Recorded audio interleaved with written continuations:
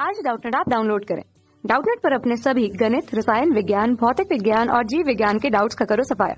बस प्रश्न की फोटो खींचो, एक ही प्रश्न को क्रॉप करो और तुरंत वीडियो सोल्यूशन पाओ। अभी डाउनलोड करें। क्वेश्चन हमारे पास है कि दो नमूनों x तथा y में रेडियो सक्रिय पदार्थों की समान मात्राएं हैं। अब यदि नमूने x का 1/16वां और नमूने y का 1/256वां भाग 8 घंटे बाद शेष बचा रहता है, तब हमें x तथा y के लिए उनके अर्ध आयु कालों का अनुपात चाहिए होगा। ठीक है, तो अनुपात कितना होगा ये पूछा जा रहा है। उसका मान हमारे पास दिया है विकल्प में 2:1, 1:2, 1:4 या 1:16 के रूप में। तो हमें दिए गए विकल्पों में से सही विकल्प का चुनाव करना है। इस पर क्या है, रेडियो सक्रिय पदार्थ। रेडियो सक्रिय पदार्थ हमारे पास हैं, उसके दो नमूने x तथा y, x है और y है। ठीक है, दोनों में बोला गया है कि उनमें जो रेडियो सक्रिय पदार्थों की मात्राएं जो है वो समान है। तो अगर हम ये मान के चले कि प्रारंभिक रूप से n नॉट और दूसरे पर भी n नॉट ये होता है। ठीक है, दोनों पदार्थों में रेडियो सक्रिय पदार्थों की मात्राएं n नॉट के रूप में होती हैं। कौन से समय पर देख लें, तो t बराबर मान लीजिए 0 समय पर हम देखें तब की बात है। ठीक, अभी आगे हम देखें यदि नमूने x के लिए 1/16वां भाग, तो इसे हम क्या बोले, तो ये बन जाएगा t समय के बाद। t समय मतलब 8 घंटे बाद का समय, 8 घंटे। ठीक है, 8 घंटे बाद का समय क्या बनता है, यहाँ पर x के लिए बचे हुए नमूनों की जो मात्रा होती है वो कितनी होती है, n0/16 केवल रह जाता है। ठीक, बताया x के लिए। ठीक है, इसी तरह y के लिए अगर हम निकालें तो y के लिए क्या होगा मान, y के लिए n0 कितना 256वां भाग वहां पर रह जाता है केवल शेष 8 घंटे बाद की स्थिति पर। अर्धायु कालों के मानों का अनुपात हमें चाहिए होगा। क्वेश्चन पे पहले हम बात कर लेते हैं अर्धायु काल की। तो अर्ध आयु काल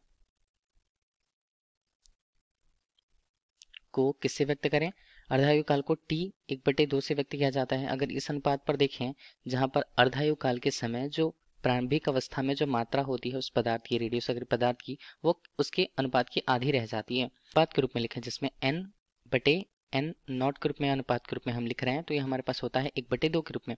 और जितनी अर्धायु कालों की संख्या होगी उसे हम n संख्या के रूप में प्रदर्शित कर देते हैं। तो ये हमारे लिए अर्धायु काल से संबंधित एक टर्म होता है। ठीक है, सूत्र हम कह सकते हैं। n की बात करें तो n का मान यहाँ पर होगा t 1/2 के रूप में। मतलब t एक समय काल को बता रहा है, एक नियत समय काल को जब हम किसी भी समय पर देखना चाहें, और t 1/2 अर्धायु काल के मान को बताएगा। तो इस समीकरण से होते हुए हम शुरू करते हैं। देखिए पहले फिर से हम देखेंगे x पदार्थ के लिए।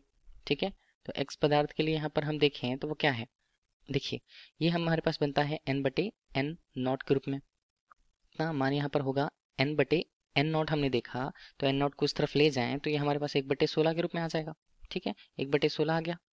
इस मान को हम रिलेट करें जो अभी हमने सूत्र देखा उसके अनुसार, तो 1/2 हम कर देते हैं और ये हमारे पास बनता है स्मॉल n के रूप में। स्मॉल n का मान हमारे पास कितना बनेगा, तो ये हमारे पास बनता है 1/2, घात पर लिखें तो ये हमारे पास 8/t हमारे पास बनता है t 1/2 के रूप में। किसके, कौन से पदार्थ के लिए, ये x पदार्थ के लिए। तो हम इसे सीधे t लिख देते हैं और t हमने कह दिया x पदार्थ के लिए। ठीक है, ये हमारे लिए x पदार्थ के लिए आया n/n0 का मान, किसके लिए, x पदार्थ के लिए, ये हमने कह दिया। फिलहाल आगे इसे हल कैसे करें, 1/16 हमने कहा तो 1/2 की घात इससे हम 4 के रूप में लिख सकते हैं।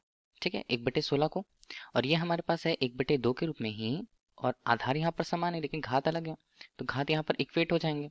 घात इक्वेट होंगे तो हम लोग से लिखेंगे 4, यहाँ पर बनेगा 8 और बटे हैं tx के रूप में।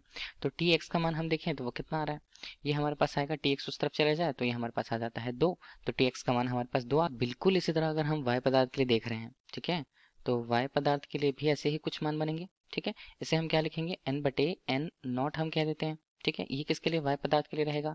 इसका मान कितना दिया हुआ है, 1/256 के रूप में, 1/256 हमने कह दिया। ठीक, और ये मान फिर भी किसके बराबर होगा, 1/2, क्योंकि अर्धायु काल से हम उसकी तुलना कर रहे हैं और n के रूप में हमने इसे लिख दिया।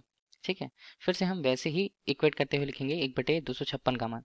ठीक है, बराबर किसके है, 1/2, जबकि हमें मान कितना दिया है, n का मान हमने क्या कहा था, जो समय काल है और अर्धायु काल के मान के अनुपात के बराबर है। ठीक है, तो अभी हम देखें तो समय काल कितना दिया, 8 वर्ष, वो भी है, तो ये भी 8 वर्ष है, इसलिए तो 8 हमने लिख लिया और नीचे लिखा टी वाई के रूप में। तो उसे हम क्या लिख सकते हैं, 1/2 हमने लिख लिया, घात पर दिया तो ये बनता है 8 हमारे पास। ठीक है, और ये हमारे पास बनेगा 1/2 घात पर 8/टी वाई के रूप में। ठीक, तो अभी 1/2 हमारे पास आधार हो गए, ये बराबर हो जाता है। तो टी वाई का मान हमारे पास डायरेक्टली हम लिखें तो ये हमारे पास 1 आता है। ठीक, अच्छा हम टी एक्स की बात करें थे, अर्धायुकाल के मान को बता रहा था एक्स पदार्थ के लिए, एक्स सैंपल के लिए। इसी तरह अर्धायुकाल का मान वाई सैंपल के लिए हमारे पास 1 है। इनका अनुपात ही हमें पूछा गया है, तो इनके अनुपात को हम लिखें तो वो क्या बनेगा, ये हमारे पास बनेगा टी एक्स बटे बनता है टी वाई, बराबर होगा 2/1 के रूप में। ठीक है, तो अनुपात का मान ही हमें पूछा है और अनुपात का मान हमारे पास आता है 2:1 के रूप में। ठीक है, अब 2:1 हमारे पास रहता किस में है, कौन से विकल्प में आएगा, तो ये हमारे पास आएगा विकल्प ए पर। तो विकल्प क्वेश्चन का सही आंसर है। Thank you. कक्षा 6 से 12वीं से लेकर नीट, IIT, JEE वो एडवांस के लेवल तक 1 करोड़ से ज्यादा छात्रों का भरोसा। आज ही डाउनलोड करें डाउटनेट ऐप या व्हाट्सएप करें अपने सारे डाउट्स 8400 400 400 पर।